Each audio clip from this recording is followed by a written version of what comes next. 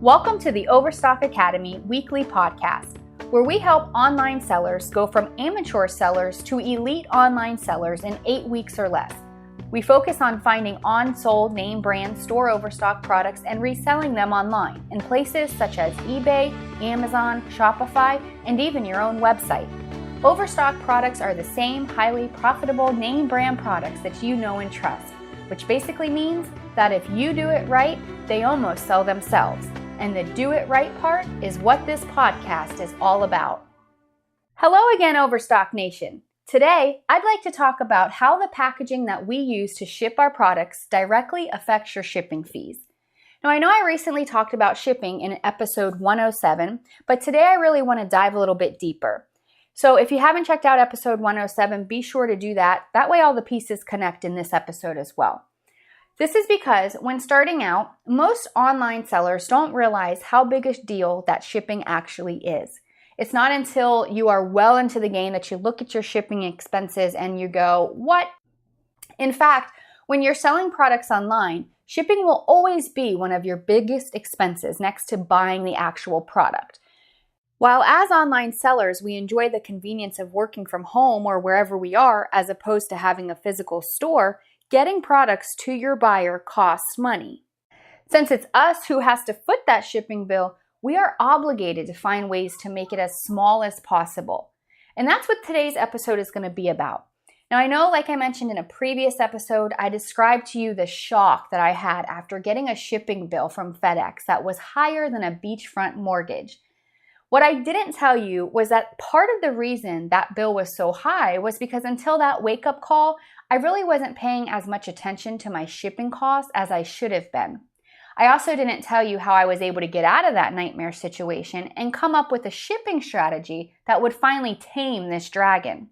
Now, I respect your time, and as always, I appreciate you taking the time to join me every week. And for that reason, I don't want to waste your time going into the whole story here today because we'd pretty much be here all day. Plus, an audio podcast setting is not really ideal to explain and demonstrate what really went down. But the short story is, I eventually came up with the streamlined process. Now, if you go to overstockacademypodcast.com/113, then go to the bottom and click on the link on that page. It's going to take you to the free 7-day trial of my most popular course. And in that trial, you will see me demonstrate the entire process, including packaging and shipping right on camera. Now, I don't hold anything back and I don't even ask for your credit card. But for now, go ahead and listen to today's episode and then cut to the chase and go to the free trial and see the process in action. All right, so like I mentioned earlier, shipping can be complicated and expensive, right? Little costs seem to sneak their way in at every step of the process. It's kind of like a steady drip that turns into a flood. One of the major contributors to my high shipping costs was the packaging that I used and how I was using it. Another was that I didn't fully understand the shipping carrier's fees and regulations.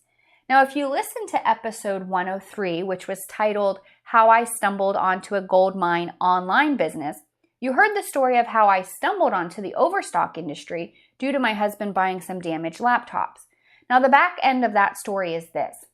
Because we started out with laptops and we ran that process several times, all I ever had shipped out until that point was laptops. So my whole process was based on selling and shipping laptops. And I had also bought a ton of laptop shipping supplies, specific boxes for certain size, screen protector, cushions, and things like that. Now then, like I shared in that episode, my supply of laptops was abruptly cut short, and I had to go back to the drawing board again and try to find other sources. Now, in my search, I found that almost all major retailers dispose of their overstock products in bulk at crazy discounts. And since I wasn't immediately able to find laptops, the first overstock wholesale lot that I bought was a wholesale lot of home goods. Now, receiving these products was super exciting because I had never dealt with anything other than laptops. I was so looking forward to it. It was like Christmas morning getting these products in and being able to start going through them. So I immediately got to work, and by that Friday, I remember I had gone through and I had listed everything on my normal selling channels. And pretty soon the sales started rolling in. It was like ka-ching, ka-ching, ka-ching. Now, by Monday morning, I remember that I had sold about 7 products. So I went ahead and I pulled them out, and that is when I realized that I had several problems. My first problem was I had no shipping supplies for these items. I definitely didn't have the right boxes, and there was no way that I could ship these items in a retail box. Worse still, some of them didn't even come in a retail box capable of shipping them in. My second problem was that the items that had sold were a wide variety of shapes and sizes. I mean, they were anything from blenders to cookware to TV mounts and even one of those baby bombo seats. And if you've ever seen one of those, you know they are as irregular as can be. This meant that even if I went to the store to buy shipping boxes, what size should I get? I was thinking, like, should I measure all of this stuff and bring a list? Should I just wing it and maybe just buy several different sizes and figure it out when I got back home? And then the third thing that I had a problem with was I was already well aware of how expensive buying shipping supplies locally was. I had tried to buy the laptop boxes that I was previously using at local UPS and FedEx stores, and the prices were absolutely ridiculous. So I knew that I really didn't want to go back and have to deal with that again. I could see all of this becoming a huge problem in the future. Now, I really loved the profit margins that I was getting. I mean, I was buying high-end blenders and cookware sets for between $15 and $20 and reselling them for over $250. And because of my pricing strategy, they were flying out. There was no way I was stopping now. I needed a plan. Scratch that. I needed a well-working strategy. But right now, I needed to ship these damn items before the buyers got pissed and left me negative reviews. Now, I'm not going to bore you with the details, but all I can tell you is this. That week, believe it or not, I made over 6 trips to the store and paid a fortune in shipping supplies because I was so desperate to get these items to the buyers. Now, while I was doing all of that, more and more of the items sold, and the cycle just continued. I felt like I was chasing my tail. I actually got to the point where I was cringing every time I heard the ka-ching sound on my phone. And that used to be my happy sound. I mean, that was the sound that when it would go off wherever I would be, I was thinking, yes, Amy, you are rocking it and you are the bomb. But this was affecting my mindset. I mean, I couldn't even think. All I was thinking every time an item shipped was, Jesus, how much money now am I going to have to spend to find a box and fillers to get this package to the buyer? So that was it. You know, I took drastic actions. That weekend, I remember I put my marketplace stores on hold. I froze everything until I could ship out what I had sold and then figure this problem out. Now, eventually, like anything else, I was able to figure it out. And if you've been listening to me for a while, you know that this business went on to do extremely well. So what I'm going to do now is just cut to the chase and let's get right to the solutions that I came up with. But I do want to mention, though, the tips that I'm going to give you, they didn't come to me within that week, that weekend, or even that month for that matter. I worked on this for years. I researched, I tried, I tested and tweaked, and I made a ton of costly mistakes, and hence the huge FedEx shipping bill. That was one of them. Now, I'm saying this because I don't want to give you the impression that I'm this mad scientist or genius or even a guru that comes up with this stuff and it magically works. I'm simply just a fellow traveler who is a little bit further ahead of you on the same journey that you're on. And I share these stories as a guide so you can avoid the expensive mistakes and pitfalls and rookie errors that I made.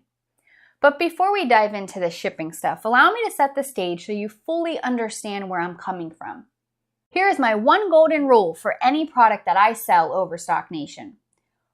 When you process, pack, and ship an item, always imagine it being shipped as a gift to your family member in another state or another country. How would you like them to feel when they open the package? Picture this scenario, right? You see this crock pot or a cookware set that your mom or grandmother has always wanted, or this cool streaming box or Bluetooth speaker that your dad would totally love. It's a great deal, so you go ahead and you buy it. Then you decide, since you won't be seeing them for a few months or so, you'd rather surprise them and have it shipped directly to them. Now, how do you think that they're going to feel when they open this amazing surprise gift only to find the packaging is filled with fast food packaging, old t-shirts, or even old newspaper to pad the item. I mean, the item you bought is there. It did arrive undamaged, but come on, give me a break. My thing is this: I don't want my buyers to think that just because my price was such a steal, that buying from me means that they're sacrificing quality. This is not a, quote, you get what you pay for situation. I wow them with the price, and then wherever I can, I wow them with the presentation. Now, everyone likes to think they got a great deal, right? You need to cultivate and really milk that good feeling your buyer had when they first found your item at such a great deal. You do that by giving them a great first impression when they receive the item. That's how they remember you, and that's why they'll keep coming back. Now, another thing, by doing that, believe it or not, your buyer is likely to be more understanding should something go wrong with the transaction. Now, I totally understand that not every seller is going to go into that much detail, and mostly because they just think it takes too much time. But here's the thing, you're not playing small anymore. You are here listening to me because you want to go from an amateur or a hobbyist to an elite level online seller, right? Now, elite sellers know that if you pay attention to these details and find a way to integrate them into your daily systems, customers will notice. They will vote for you with their dollars, and they'll tell their family and friends. Now, if you've ever bought an Apple product, you know exactly what I mean. So that's the reason for my golden rule of shipping. When I eventually had assistants in my business, this is pretty funny, you would hear them say to each other, quote, package it like you would package a gift for grandma. And it was just an ongoing joke that we would always constantly laugh about day in and day out when packaging was taking place. You got to remember that well-packaged items are also less likely to be returned due to shipping damage. And this is going to save you a ton of money and time in the long run, not to mention the headache of having to deal with an unhappy customer. Remember, if your customers are happy, they are more likely to buy from you again and again and again, and there is no value that you can put on a repeat customer. Remember that return customers are super valuable. They already trust you because you sold them a quality item, you packaged it well, and you shipped it fast. So with that being said, there is a balance. Now, at first, I'll admit, I did go overboard with packaging. I super packed my packages, I used double-walled boxes, and I used a ton of void fill, which was like packaging peanuts, airbags, and even craft paper just crumbled up into the blank spaces of the box. What I didn't pay attention to was the fact that not only am I paying to ship my item, but I'm paying to ship the shipping box, the filler, and all the packaging that's inside. And like my FedEx bill proved, it all adds up, right? Now, let me give you a couple ways to minimize your shipping expenses along with some packaging tactics that will save you in the long run. Tip number 1, you're going to want to use the right tools. Now, to get any job done right, you need to have the right tools, correct? Now, I'm not one to recommend you whip out the credit card right away and start buying every nifty shipping tool that you see online. In fact, when I started out, I didn't have any of the tools that I'm going to share with you today. However, when I finally did get them, I could not live without them. The first thing you want to get when you're able to is a shipping label printer. This is usually free or available for a small fee when signing up for a business shipping account with either FedEx or UPS. Now, a label printer is going to save you a ton of time. It's going to print your shipping labels out super fast, and the adhesive backing allows you to just stick the label right onto the package. So no more cutting your labels perfectly, then searching 20 minutes for your roll of packaging tape, and no more just having to spend time taping your labels onto your packages. This small task will save you time as well as money on packaging tape.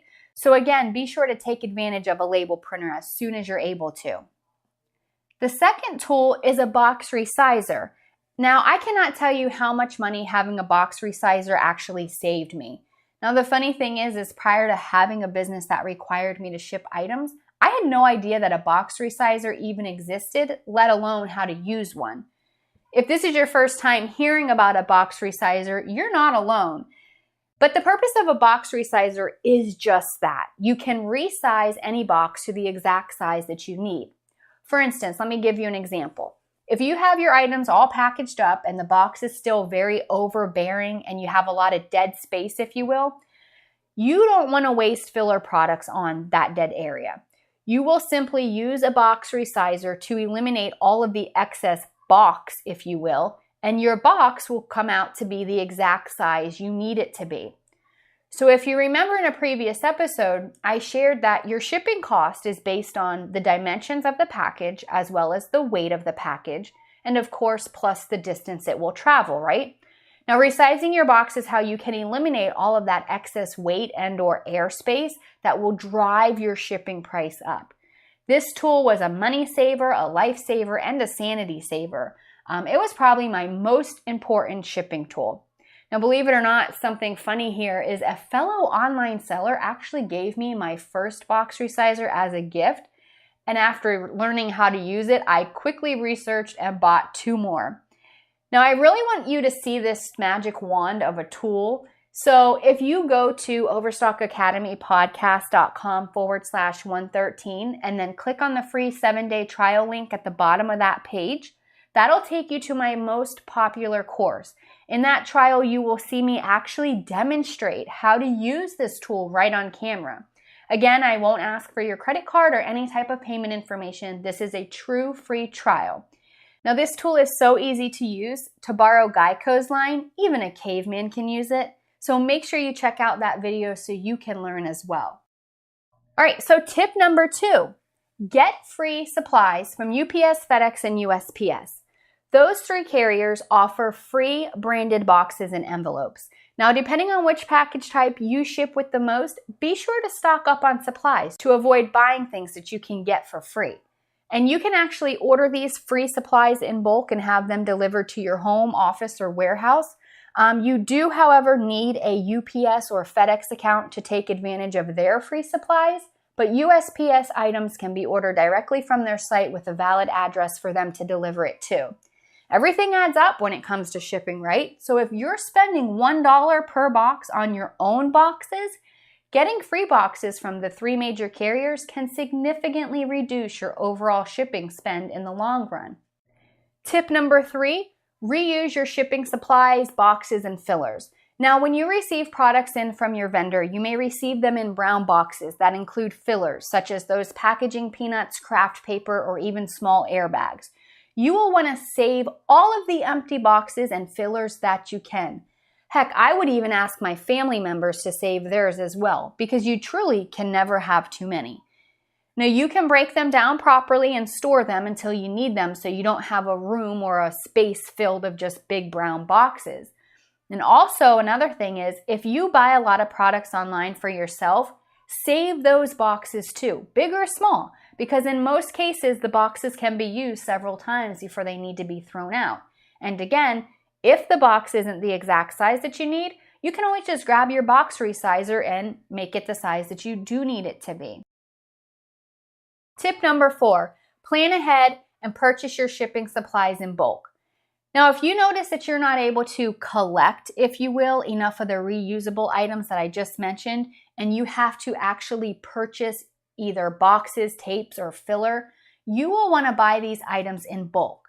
If you go to your local Walmart or any local retail store and you look for a roll of bubble wrap, you will easily spend $15 on a very small roll.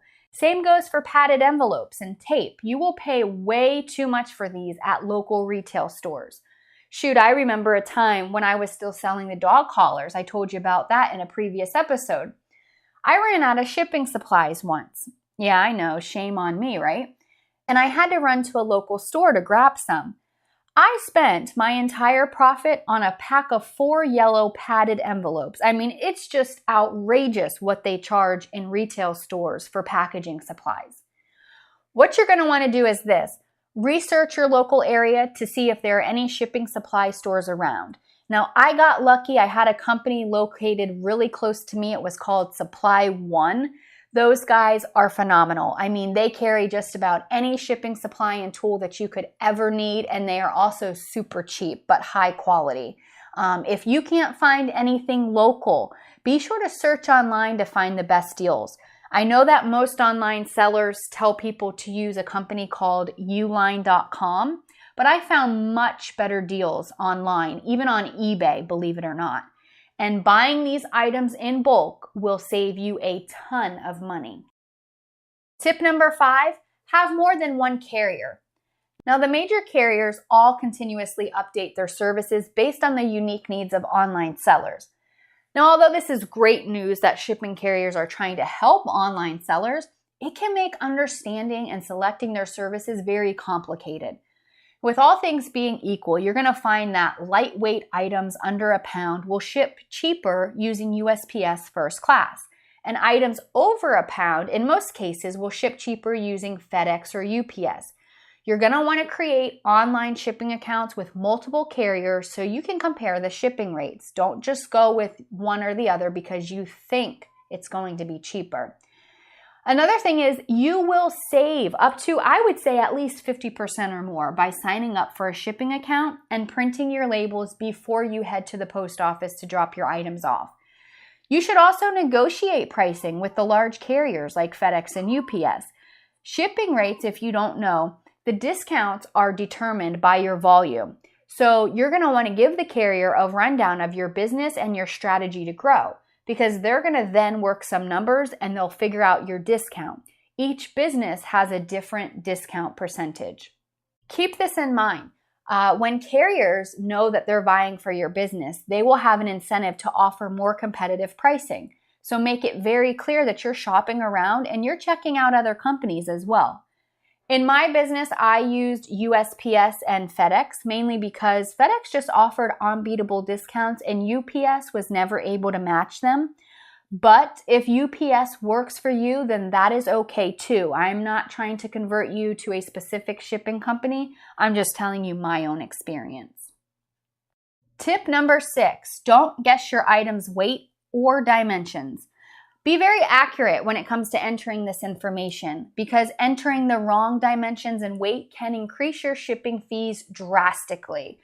Also, if you enter the information wrong and you attempt to drop your items off at the post office or have them picked up, you run the risk of having the items be returned to you because they didn't have enough postage. This has happened to me several times before I learned the correct way to do this. I would just guesstimate, if you will, and my item would be gone for 2 to 3 days. And then the buyers ask me where it's at, and I look and I've received it back. And it's all because of a note that's from the post office stating not enough postage. So I would then have to create a new postage label and resend the item, which takes days. This is going to delay your package and it upsets your buyers. I mean, think about, you think you're going to get something in 3 days and it ends up taking 7 or 8. Now, FedEx and UPS, on the other hand, they will just continue to ship your item and they'll bill you for the full amount anyway. So what this means is that if you ship your item and it's $3 more than what you actually paid, these two companies are going to allow your package to continue its transit and make its way to the person who purchased it. However, your bill will end up with those additional $3 on it. So you will not get away with paying less postage on FedEx or UPS. You also don't want to guess because you could end up paying too much as well. So be sure to take an extra couple minutes to weigh and measure your package properly, then add the exact dimensions when you're listing your item. This will allow the shipping calculator to provide your buyer an accurate estimate of how much they will pay for shipping. Now, I want to mention something else here. When I say measure and add the exact dimensions, if you are measuring your actual physical item, you want to keep in mind that that item is going to land in a box before it gets shipped for packaging. So you want to add an extra 1/2 inch on the sides and maybe on the top and the bottom of your box. And you also want to account for the weight of the box. You don't want to say that it's 2 pounds and then by the time you put it in the brown box with extra filler, it's 4 pounds. You're going to pay for that additional weight, not your buyer. So take the time to do that. Trust me, you do not want to have to contact the buyer after the sale or payment has cleared and ask them to pay more to have the item shipped because you're the one who entered the information wrong. In most cases, if you have to do that, the buyer is likely to just cancel the order. they are thinking they got a great deal. I mean, who would really want to pay, even if it's just an extra $5 additional for shipping? I know that I would not. I would even enter the dimensions and weight on items I was selling with free shipping. And I did this because even though I offered free shipping, my buyer might want to upgrade to a faster shipping option. And having the information already there saved me having to waste time measuring and weighing every time a buyer asked a shipping question. They could just input their shipping zip code and the marketplace platform would calculate the shipping upgrade cost for them. So again, this is definitely not a step to take a guess on. Take the time to do it right and save yourself a ton of future headache.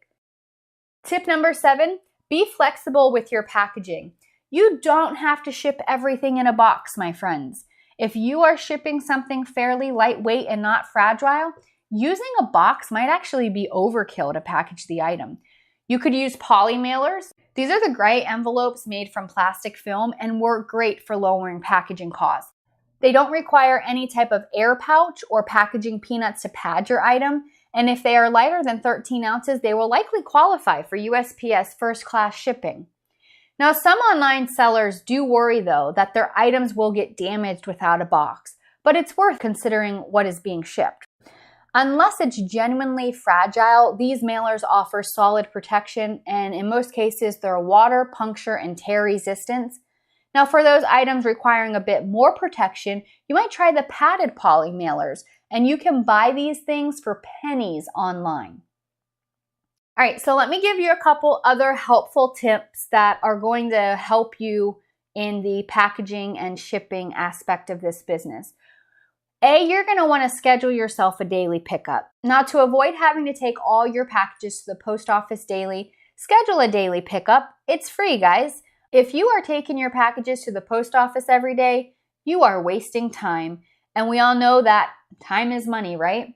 So utilize this free service from USPS. I mean, it is fantastic. You simply just schedule a pickup online, or when I was working for my garage, I became familiar with my mailman because of shipping so many packages out. I would just leave him a little note in the mailbox saying something along the lines of, I have packages for pickup, and he would then just come to my door every day and just grab those packages. So if you ever do forget to schedule your pickup before the deadline, which is usually the night prior at midnight, you can always just leave a note for the mailman to avoid having to actually run to the post office that day. B, you're going to want to offer a paid shipping option to your free shipping listings. Let me go into a little bit more detail here. I know that I mentioned this tip in a previous episode. This is especially important when you're offering free shipping for your products. 1, your free shipping should be the slowest but safest shipping option that you can find. 2, you want to allow buyers to upgrade to a faster paid option. Now, of course, our main priority when it comes to shipping is getting the item to the buyer safely. However, you're the one paying for the shipping fees. But we do live in a world of instant gratification, so the faster you can get it there, the better, right? It's easy to be tempted to ship it faster using a more expensive service just to make the customer happy, but don't do it. There are cheaper ways to make the customer happy. Plus, if your customer opted to buy your item with free shipping, the listing will clearly state the estimated shipping time. So by ordering this item, they are basically saying that they're okay with that, right? Now, when you offer free shipping, you can offer a service like FedEx SmartPost or SurePost.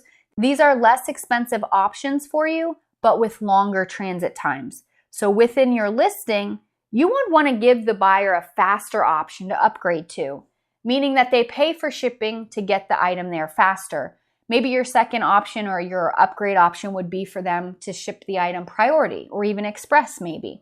The buyer would then pay for that upgraded option and you would save by not having to dip into your profit to cover the shipping costs at all. C, you're going to want to think twice about insurance. Now, I can tell you that unless you have a very high ticket item, don't spend the extra on postal insurance. Most carriers are going to offer you a $100 minimum coverage included in your postage when you buy it. And I'll tell you that I can only remember less than 10 times within probably a 6-year span that packages were either lost or damaged. You will have to use your own judgment on this per shipment based on your items. But my point here is this. Don't go adding additional insurance to every single package you ship because you are in fear of it being lost or damaged. On the other hand, when I did sell fragile items worth over $100, maybe like a TV or an Apple computer monitor, I would package the item super well and make sure that it was insured. But insured or not, if packaged properly, your package has a high chance of arriving safely. D, branded packaging creates a memorable unboxing experience. So here's something to keep in mind as your business grows. With so much competition online, brand-oriented custom packaging will create a memorable unboxing experience. There are plenty of ways to add a branded touch to your shipments for far less than you might be thinking. For example, here's the 2 things that I did that gave my buyers that great feeling that I was talking about earlier. The first thing I did was I ordered some cheap oval labels that had my logo on them, and I stuck these stickers on every single package that went out. And the second thing that I did was I ordered printed thank you notes that actually looked handwritten and even had my name signed on them. And then I would include these in every order that went out. I would also add a small, maybe 2-sentence personal note about myself on the back, thanking them for supporting my dream of being in business. And that was like fuel to the fire. I mean, people were telling their friends and family, and I was getting encouraging, "You go girl," Facebook messages on my business page. But the best part is I was getting orders and I was getting word of mouth. So branded packaging is a great way to reinforce your brand. Now, if you really want to go for it, there are services out there that will actually add a custom logo to shipping boxes that cost about $1 and up per box. If you want a fully printed box or a mailer with matching inner packaging, you're looking at $3 per package and up, depending on the size and quantity that you order. Now, this is not for everyone, and especially not when you're just starting out. In fact, I never got to get branded boxes. It was just something that I didn't feel was necessary. The labels were cheaper and they were working, so I just kept that going. All right, so that's going to wrap up today's episode. Please don't forget to check out the free trial to the Ultimate Store Overstock course. If you just go to overstockacademypodcast.com/113, then click on the link at the bottom of the page. That's going to take you to the free 7-day trial of our most popular course. And like I said before, we don't even ask for your credit card to access the trial. It is a true free trial, and it's totally worth checking out. We are here to take you from selling slow-moving, low-demand products to in-demand, name-brand products. We show you techniques that, if done right, your products will basically sell themselves. That is how we take you from an amateur online seller to an elite online seller in just 8 weeks or less.